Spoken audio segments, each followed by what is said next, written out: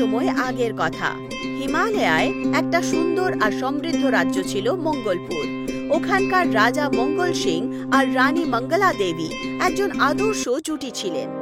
রাজমহলে বৈভব ছিল, সিপাহী ছিল, প্রজা ছিল, কিন্তু একটা জিনিস ছিল না, একটা সন্তান। রাজমহলের দেওয়ালগুলো আমার এখন একদম নিরিবিলি লাগছে জানো। এত সম্পদ রয়েছে কিন্তু কোনো উত্তরাধিকারী নেই যে সব কিছু ভোগ করতে পারবে। রাজা, আমি বুঝতে পারছি তোমার কষ্ট, কিন্তু তুমি চিন্তা করো না। আমি প্রত্যেক দেবী দেবতার কাছে প্রার্থনা করেছি, দেখো আমাদের আস্থায় কোনো একটা চমৎকার করবে। জানি, সেই জন্য আমি ঠিক করেছি যে এইবারে আমরা পুরো বাদশাহীর সাথে দেখা করে মহাযজ্ঞ করব, যাতে আমরা দেব দেবী ছাড়াও সবার আশীর্বাদ পাই। রাজ্যে ঘোষণা করে দেওয়া হয় 7 দিনের বিশাল যজ্ঞ হবে। রাজ পণ্ডিতকে ডেকে পাঠানো হয়, মন্ত্রোচ্চারণ শুরু হয়, প্রজারাও সাথ দেয়। প্রত্যেক বিকেল বেলা রাজা রানী শ্রদ্ধাপূর্বক ভাবে পূজা করতেন। রাজন, দেবী আসলে সংকেত পাঠিয়েছেন আপনার বাড়িতে এক বলশালী পুত্রের জন্ম শীঘ্রই হতে চলেছে। ও বাদশাহীর রক্ষা করতে হবে। কিন্তু কিন্তু কি আচার্য? ওর জন্ম কোনো সরলভাবে হবে না। ওর জন্মের সময়টা খুবই কঠিন হবে, আর কিছু বিপদও আসতে পারে আর কি। কোনো ব্যাপার না রাজা, আমি এই পরীক্ষা নিশ্চয়ই করব। ব্যাস দেবী মা তাকে সুরক্ষিত এই পৃথিবীতে পাঠাক। রানী একদম ঠিক বলেছে। যদি রাজকুমারের জন্ম বিপদে ঘিরে থাকে তাহলে আমরা একসাথে হয়ে তার মোকাবিলা করব। রাজমহলে একটা আলাদাই ঊর্জা ছিল। প্রত্যেক দিন দেবীর মন্দিরে যজ্ঞ হতো। রানীর খুব যত্ন নেওয়া শুরু হয়েছিল। অনেক মাস কেটে যায়। একদিন রানী গর্ভবতী, তাড়াতাড়ি সন্তানের জন্ম হবে।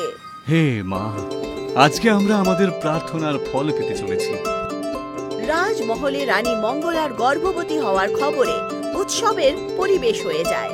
পুরো মঙ্গলপুরকে প্রদীপ দিয়ে সাজানো হয়, প্রত্যেক গলিতে ঢোল বাজানো হচ্ছিল। কিন্তু এই খুশির সাথে সাথে হালকা চিন্তার রেখাও ছিল। ভবিষ্যবাণীর সেই চেতাবনী যেটা ব্রাহ্মণ দিয়েছিলেন। কিন্তু এই সবের সত্ত্বেও প্রথম 3 মাস খুব ভালোই কাটে। রানীরও কোনো অসুবিধা হয় না, আর কোনো সংকেতও পেল না। সবাই ভাবছিল হয়তো সেই ভবিষ্যৎবাণী শুধু একটা ভ্রম। রাজন, 3 মাস হয়ে গেছে, না কোনো বিপদ এসেছে, না কোনো চিহ্ন। মনে হচ্ছে ভবিষ্যৎবাণী শুধুমাত্র একটা ভয় ছিল। হ্যাঁ, এখন তো আমার পুরো বিশ্বাস হয়ে গেছে যে দেবীমা আমাদের ওপরে বিশেষ উপকার করেছেন। ব্যাস আমাদের রাজকুমার ভালো ভালো চলে এলে ভালো থাকলেই হয়। কিন্তু 4র্থ মাস আসতে আসতে সবকিছু আস্তে আস্তে পাল্টাতে থাকে। দাসী, আমার আজকে একটু মিষ্টি খেতে ইচ্ছে করছে, অনেক মিষ্টি, যেমন রসগোল্লা, গোলাপ জামুন, গুড়ের পায়েস। রানী সাহেবা, আপনি তো কালকেই মিষ্টি খেতে বারণ করেছিলেন। হ্যাঁ, কিন্তু আমার এখন মন মানছেই না, এক্ষুনি নিয়ে এসো। পরের কিছুদিন পর্যন্ত রানী শুধু মিষ্টিই খাচ্ছিল। পুরো রাজমহল পায়েস আর মিষ্টির গন্ধে ভরে যায়। রাজবৈদ্য খুব আশ্চর্য হন, কিন্তু কেউ বিরোধ করে না। কিন্তু কাহিনী এখানেই আটকায় না। 5ম মাসে, দাসী, জঙ্গল থেকে সবুজ পাতা নিয়ে এসো তো, নিম, তুলসী, যে কোনো পাতা। কিন্তু রানী সাহেবা, জঙ্গলের পাতা? হ্যাঁ, আমি ওটাই খাবো। খাবার ইচ্ছে হচ্ছে তো, নয়তো আমি কিচ্ছুই খাবো না। দাসী দৌড়ে বৈদ্য আর রাজাকে ডেকে পাঠায়। মঙ্গলা, এটা তুমি কি করছো? আরে পাতা খেলে পরে যে শরীরের উপরে প্রভাব দেখা দেবে তার। কিন্তু রাজা, আমি নিজেকে আটকাতেই পারছি না, আমি ওটাই খাবো। প্রত্যেক দিন রানী কোনো একটা নতুন গাছের পাতা চাইতো, কখনো বেল, কখনো নিম, কখনো আমের পাতা। তারপর 6ষ্ঠ মাসে শুরু হলো মাটি খাওয়ার ইচ্ছে। তারপর 7ম মাসে রানী শুধু চটপটা আর ঝাল জিনিস খাওয়ার ইচ্ছে হতো। প্রত্যেক দিন নতুন কিছু বানানো হতো। 8ম মাসে রানী রং বেরঙি পাথর, ফুল আর বিভিন্ন রঙের মিষ্টি চাইতে শুরু করে। রাজা আর সবাই এইসবে খুব অস্থির হয়ে ওঠেন। রাজন, আমি এমন গর্ভকাল আজ অব্দি দেখিনি। এই বাচ্চাটা হতে পারে অবশ্যই সাধারণ, কিন্তু ওর খিদে কোনো সাধারণ ব্যাপার নয় তো। হ্যাঁ, শেষমেশ ভবিষ্যৎবাণী দেখছি সত্য হতে চলেছে। এর জন্ম সত্যিই কোনো সাধারণভাবে হবে না, বুঝতে পারছি। দেখতে দেখতেই রানী মঙ্গলার গর্ভাবস্থার শেষ মাস শুরু হয়ে যায়। সবাই অপেক্ষা করছিল মঙ্গলপুরের নতুন রাজকুমারের, কিন্তু এখন রানীর ইচ্ছা আরো বিচিত্র হয়ে ওঠে। এখন রানীর প্রত্যেকবার ঝাল খাওয়ার ইচ্ছে হতো, এত ঝাল যে মহলের রান্নাঘর থেকে রাজ্যের মশলা বিক্রি করার লোকও অবাক হয়ে ওঠে। শোনো, ওই লঙ্কার ঝাল ঝাল চাটনি নিয়ে এসো তো, আর লাল মরিচের আচারও। রানী সাহেবা, সকালেও তো আপনি এটাই খেয়েছেন, যদি এখনো আপনি এটা খান তাহলে শরীর জ্বলতে শুরু করবে। হ্যাঁ, কিন্তু আমার ওটাই চাই। বাচ্চাও তখন শান্ত হয় যখন আমি কিছু ঝাল খাই। ব্যাস, হয়ে গেল গন্ডগোল। এখন তো রোজের এই গল্প ছিল।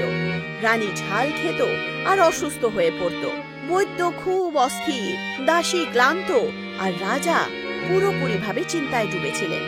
হে উপরওয়ালা, এখন আমি কি করব? না মঙ্গলা শান্তিতে থাকতে পারছে, না আমাদের আসতে চলা বংশধর শান্তি পাচ্ছে। রাজন, ঝাল কিন্তু শরীরের উপরে প্রভাব ফেলেছে দেখছি। কিছু একটা করতেই হবে, নয়তো দুজনের জন্যই বিপদ হতে পারে, তাই না? আমি আর অপেক্ষা করতে পারবো না। খুব শিগগির রাজ পণ্ডিতকে ডেকে নিয়ে এসো। রাজার কথা অনুযায়ী রাজ পণ্ডিতকে ডেকে পাঠানো হয়। রাজন, আমি আপনার সমস্যাটা বুঝতে পারছি ঠিক, কিন্তু এটা যেটা হচ্ছে তার রাস্তা একেবারে কঠিন নয় বটে, কিন্তু বুদ্ধিমত্তার সাথে পার করতে হবে।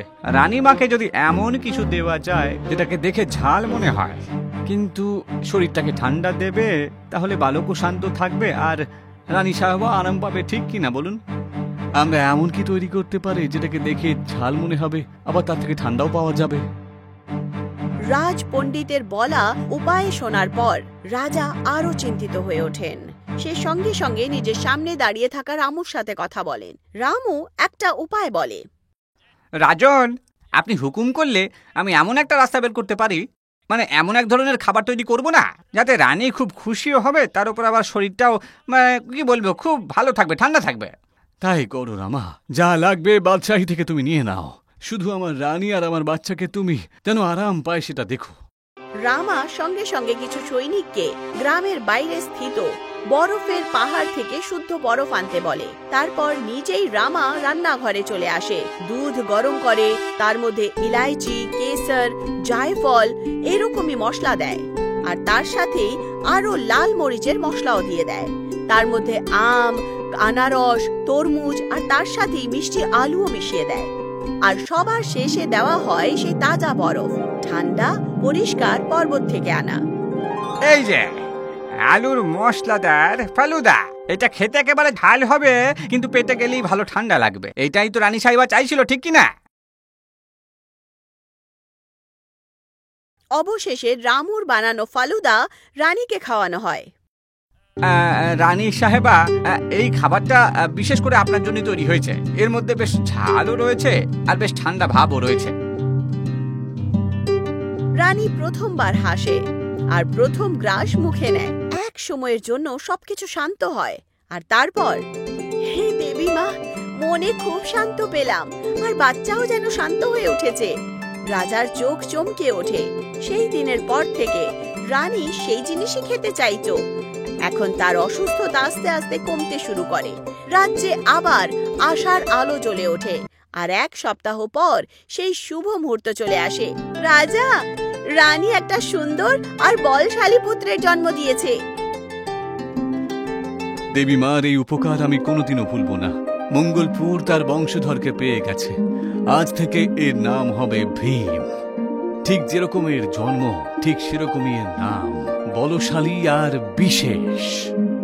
অবশেষে মঙ্গলপুরে আবার ঢোল বাজতে শুরু করে, আর প্রদীপ জ্বালানো হয়, নাচ গানও হয়। প্রত্যেক দিকে শুধু একটাই নাম ছিল, রাজকুমার ভীম, যে জন্মের সাথেই বলে দিয়েছে যে তার জীবন সাধারণ নয়, বরং অসাধারণ।